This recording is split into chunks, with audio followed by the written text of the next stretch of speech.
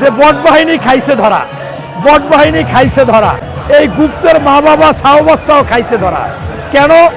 বাংলাদেশের বীর মুক্তিযোদ্ধা, সাবেক এমপি, বিএনপির চেয়ারম্যানের উপদেষ্টা, বর্তমান এমপি অ্যাডভোকেট ফজলুর রহমান গত পরশুদিন 29শে এপ্রিল পবিত্র সংসদে দাঁড়িয়ে একটা কথা বলেছে যে এই বাংলাদেশে যতদিন রয়্যাল বেঙ্গল টাইগার বেঁচে থাকবে সেই দিন রাজাকারের বাচ্চা পর্যন্ত সেই দিন চলতে থাকবে। এই কথাকে অস্বীকার করার কিছু নাই। হয়তোবা মাপ চাইতে হবে, নতুবা দেশপ্রেমিক সাজতে হইলে জনগণ এইটার জন্য কি চায় সেটা করতে হবে।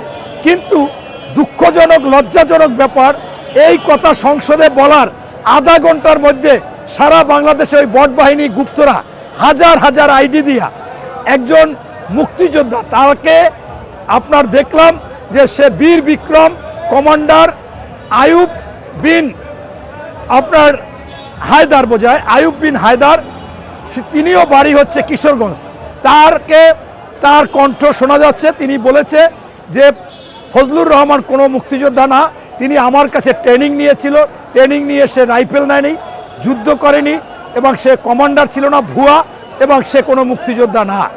এই কথা পেপার পত্রিকায় সব জায়গায়, পরে গতকালকে সকালে দেখলাম ম্যাক্সিমাম পত্রিকায় এসেছে, মিডিয়ায় এসেছে, বট বাহিনী সরাইছে, অর্থ দিয়ে টাকা দিয়ে এটা অপপ্রচার করেছে।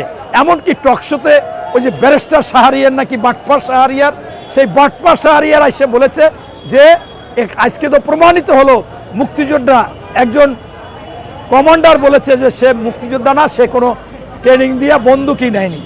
এখন সেই কথার পরিপ্রেক্ষিতে আজকে দেখেন যে গতকালকেই আবার সেই আপনাদের সেই যাকে ওনারা কমান্ডার বলেছেন, যাকে বীর বিক্রম বলেছেন, সেই আইয়ুব সাহেব বলেছে যে আমি কমান্ডার না, আমি কোনো এই বীর বিক্রম না, আমি এই ফজলু ভাইয়ের অধীনে গিয়ে যুদ্ধ করেছি, ফজলু ভাই আমাকে নিয়েছে, উনি আমাকে উজ্জীবিত করেছে, উনি আমার নেতা। আজকে একটা শ্রেণী আমার কণ্ঠ কিভাবে নকল করে কাটছিট করে কিভাবে এই বক্তব্য ছিল, ফজলুর রহমানকে আমি প্রশংসা করে দিয়েছিলাম, সেইখানে আমার ভাইকে ছোট করেছে, আমাকে ছোট করেছে, এই দলকে ছোট করেছে। এইটা তাদেরকে আইনের আওতায় আনা উচিত। তাই আমি বলতে চাচ্ছি যে এটা টাটকা জিন্দা অলি বা টাটকা মানে একটা গুজব, টাটকা মনে করেন একটা অপপ্রচার, একটা মিথ্যাচার করেছে।